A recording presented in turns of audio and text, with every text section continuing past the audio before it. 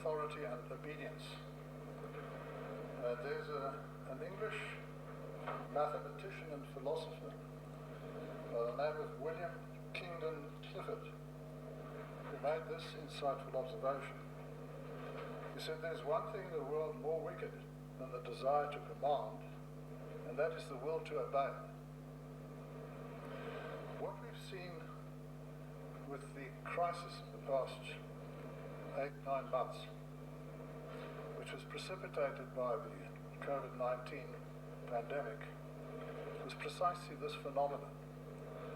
The willingness to obey on the one side, contrasted with the desire to command. And various observations can be made from these two facts. The one most striking of all, I think, is that the two seem to feed upon each other. The greater the compliance, the craven desire or willingness to obey, the more strident becomes the voice of authority. And this, I think, can almost be expressed as an axiom. It is, unfortunately, I think, also a truism and an accurate commentary on human nature. If the person who is being bullied does not fight back, does not put up any resistance, then the bullying will continue and will intensify. And what we've seen, in fact, over the past several months is an increase in political bullying. We've seen it in South Africa, which is perhaps not entirely surprising. But what is disturbing is that we've seen it in leading countries of democracy such as the United States, the United Kingdom, countries in Europe, Australia in particular, and in particular the state of Victoria, which I think is perhaps one of the worst examples of authoritarian dictatorship which has been precipitated by the crisis. On the other hand, we also have the opportunists who've taken advantage of the situation in order to increase their influence and their ability to dictate their will. In particular, in this regard, I'm thinking of one Klaus Schwab, who is the organizer of the Davos Mutual Congratulation Fest that occurs in January or February of every year. He has spoken frequently about what he refers to as the Great Reset. Now, the thing that one finds that all of the people who speak about the Great Reset have in common is that there are similar characteristics in their vision of what lies ahead. The one is inevitably, I suppose, a desire to dictate a new dispensation in regard to the climate crisis. In this regard, one of the other proponents of a Great Reset, none other than Prince Charles, has repeatedly said that this is an opportunity for us as a world to undertake this important reset in respect of the climate crisis, as he calls it.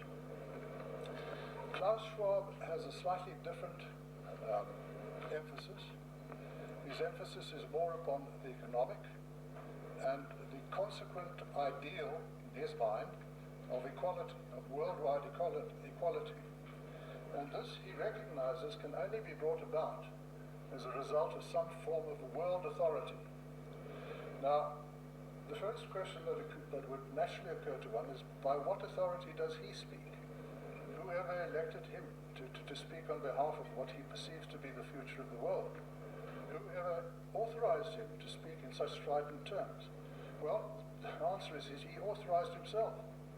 It seems to me, from the bit of research that I've done, that he initiated the idea of the World Economic Forum, and from that has grown a hidden authority. And that hidden authority is now beginning to make these ever more strident demands. In this connection, I saw recently an article. In fact, it was a video involving precisely these issues. And one of the visuals that was made available was a visual of a poster, a Soviet-style poster, which contained these words: "You will own nothing and you will be happy." I think those words require some reflection. You will own nothing and you will be happy. Well, the happiness sounds like a very benign and benevolent concept. But in order to get there, in order to achieve this nirvana, one will have to give up one's ownership. One will have to give up the idea of personal ownership. And of course, inevitably, one will have to give up the idea of personal and individual liberty, because liberty and the right to property go hand in hand. So, in fact, what we have here is a Soviet-style command. I don't know upon whose authority that poster was put up. The video didn't deal with that. It simply showed it as part of the visual on an analysis of what lies in the future in regard to this crisis, which is now being exploited for ulterior purposes. But what is quite obvious is that it is a consequence of the philosophy of the one world, which is a philosophy which is at least 100 years old, and which included such notables as Bertrand Russell. Now, you will recall that Bertrand Russell was probably, almost certainly regarded as the foremost English philosopher of the last century. What he had in mind was that the world should devolve into a single world state, where everybody would be equal. But of course, as the communist experiment has already demonstrated... Sorry, I'm interrupting you. I just need to sign in again here. Sorry, on the laptop. You can keep speaking. I just need to use the laptop. Sorry. What must happen? I need to sign into Zoom. I've kicked the others off. You will do that. Thanks. Sorry about that, everyone. There's a small interruption.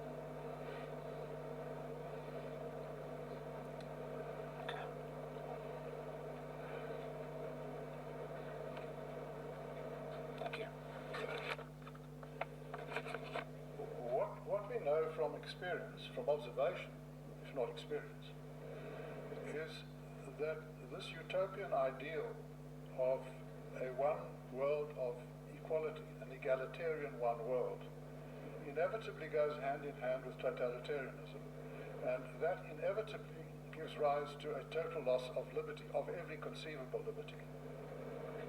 Bertrand Russell was undeterred by any of this. In fact, he was one of the English academics and intellectuals who really regarded the Soviet system with some admiration. Among others, there was George Bernard Shaw, who had a similar attitude in this regard. This is what Bertrand Russell proposed. He said that what is required is that as this new system, this brave new world is set up, we will need to do a division of the world into different localities, not nations, but localities, which is based upon convenience and usefulness and utility and so on. And those localities will then be audited for population and for their requirements. And this audit will then be placed on record and it will form the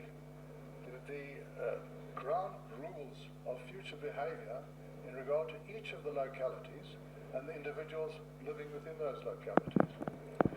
The food of the world, said Russell, would then be distributed by a central authority, well, no surprises there, and the central authority would distribute the food according to the population and the population intensity of each of these locations at the time when the audit was done.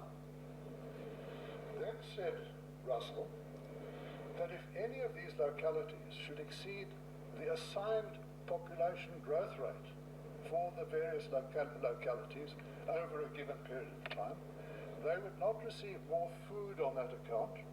They would receive the allocation which they were justly entitled to, and therefore they would find themselves short of food.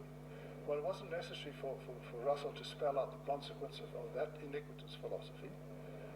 What Russell had in mind was that each locality would be starved into submission, or at least that starvation was a perfectly legitimate device.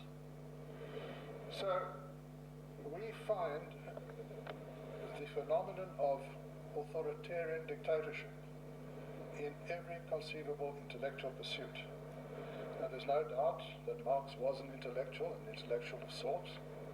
There's no doubt that various individuals, such as Russell and George Bernard Shaw, were clearly intellectual, but that didn't save him from falling into this dreadful Marxist authoritarian trap. Now, if anybody should think that this dystopian vision that I've sketched is too bad to be true, then just consider the situation in South Africa. Interestingly enough, Ramaphosa and the ANC have been perfectly candid about their program, about what they have in mind. They haven't hidden, for instance, the ideal for them of expropriation without compensation. They haven't hidden in any way at all. In fact, it's been reaffirmed from time to time. The demand for a national democratic revolution, all of which is Marxist language. All of this is, in fact, written into their policies, and they repeat these policies from time to time. What is surprising is that people do not take these things more seriously, and especially people in the media. The media should take seriously what the ANC seriously intends. But unfortunately, we find that this doesn't happen. So the ANC operates according to the principle of 2 steps forward and 1 step back. Well, we know, of course, that Ramaphosa said that this is a process whereby the frog is boiled incrementally. Of course, the stage is reached when the frog expires. And that's the opportunity that the ANC is waiting for the expiration of the boiling frog. And when that happens, their policies will be fully implemented. And nobody will be able to say, we didn't know, because we did. We knew because we were told. We didn't have to speculate about the prospect of expropriation without compensation or about the national democratic revolution. All of it was written down. It was part of the policy. So therefore, it is important that people such as those around this group this morning should do whatever they can and should influence as many people as possible into the understanding of just how sinister the outcome of all of this will be. Because the outcome will most surely be a total loss of liberty, a total loss of property rights, and we will be, in the language of the poster, we will own nothing and we will be happy. We will be happy according to diktat.